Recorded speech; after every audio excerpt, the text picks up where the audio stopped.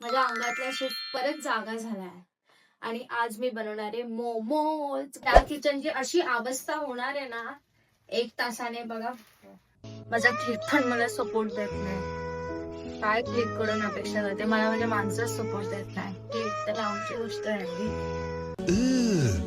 मी एवढं कापत का बसते? माझ्यासारख्या आळशी लोकांसाठी हे बनवलंय ना.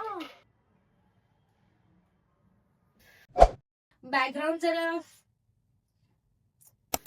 सगळ्यात hardest part. Please help me here. Mummy यार, मम्मी जरा ये ना.